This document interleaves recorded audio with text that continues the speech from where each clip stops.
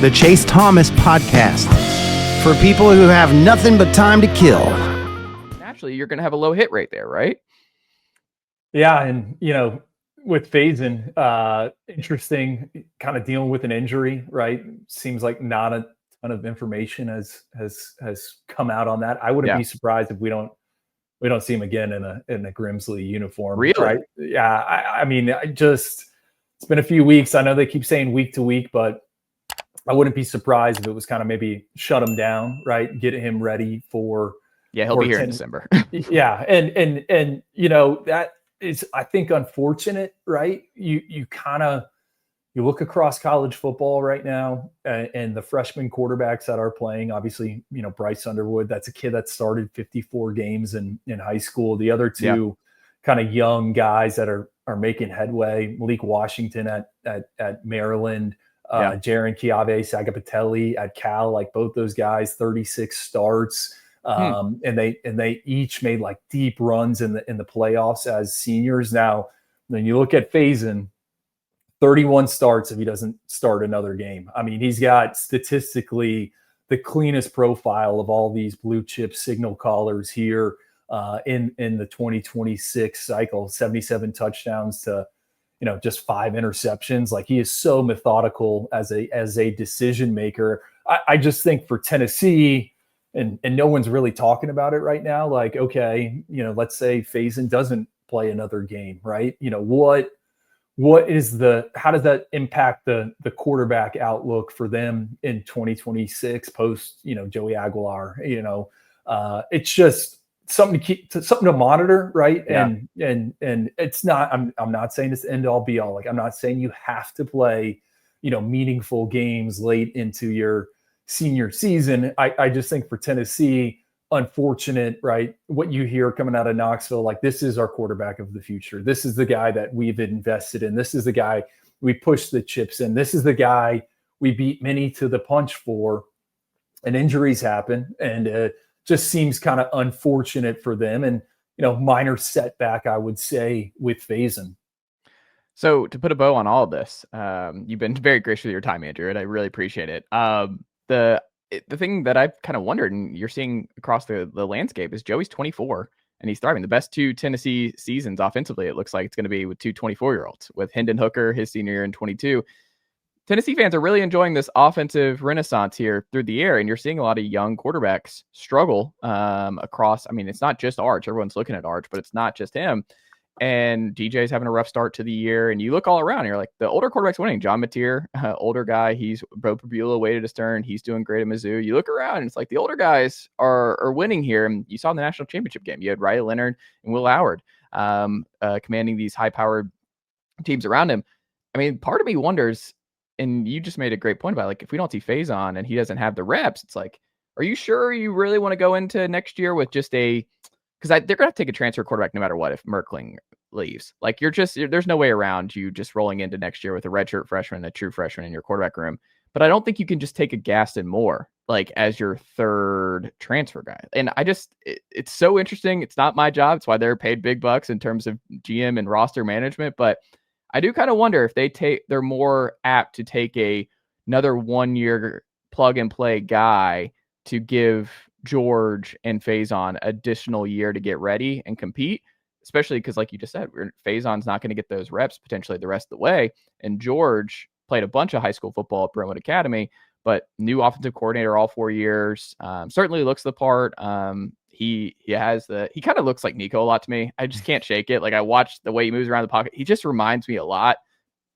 I don't know if you see the same, where you just watch it and you're like, this feels Nico, but he also played a lot more football in high school than Nico. He didn't transfer. I don't know. I do kind of struggle with it. Yeah. The builds are very similar, right? And like, I don't know if it was like Jacob Eason who used to have like the social handle like skinny QB. Like that is George MacIntyre. No, certainly I always thought some similarities in terms of like, I don't know, like pocket movements. And George isn't the athlete that Nico is, but man, he would like for a guy with long limbs, like just kind of some of the cuts he would make and extend plays. Like, no, I see some similarities. I think it would make sense for Tennessee to explore that option. Here's the thing, though, right? And you brought up the Arch struggling. You brought up DJ struggling. It seems like everyone thinks every quarterback sucks. My counter here would be like, guys, it's really hard to play quarterback. It's really, really, really, really, really, really hard to play. And I kind of said coming into the year, like, it's going to be a fascinating college football season because you have so much, like unproven arms around the country at these blue blood programs. I mean, look at this game again this past weekend, Tennessee and Georgia. Like, we didn't really know what Gunnar Stockton was. And he had a good game, but it's hard. And the thing is the transfer portal quarterback market is getting smaller and smaller because the guys with the COVID years and that extra year of eligibility, like, that's a thing of the past. And now these signal callers that we ranked high for good reason, like, they are having to play, right? Like, they're having to play. So for Tennessee, it would make sense. Hey, let's go grab a veteran, but what does that market look like? I mean, there's probably going to be a John Mateer recycled. Yeah. Carson Beck down at Miami, but Gio Lopez at North Carolina, that's got off to a bumpier start, and he might not be the sole root of the issue there. A ton of turnover at North Carolina. Devin Dampier at Utah. There are some success stories, but I just think it's going to be harder and harder to find the individuals that have the reps that have played. Like, it's going to be those guys are going to be really coveted because if you build out your team, and we saw it with Notre Dame and Ohio State last year, transfer quarterbacks. I just don't know how many more of those guys are really going to be out there now that we've gotten away from the COVID years. And these young guys are going to have to play, and certainly there's going to be a ton of movement with the quarterbacks, but it's getting harder, certainly, for sure. Andrew Ivins, you've been unbelievable with your time here, and I've taken way too much of your time this afternoon. But what can the good folks check out from you over at 247 Sports this week?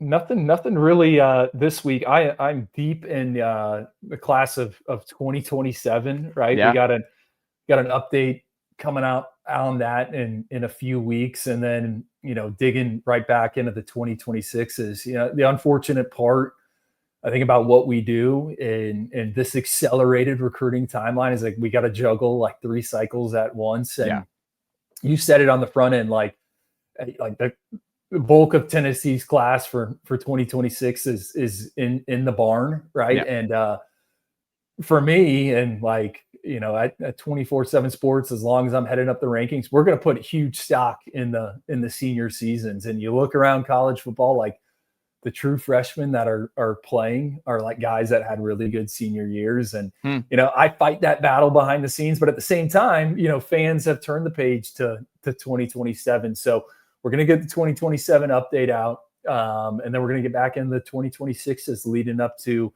the early signing period. I'll say this: I peeked at the visitors list for Tennessee this past week, and obviously an electric environment. But man, they had some 2027. Nicely done, nephew.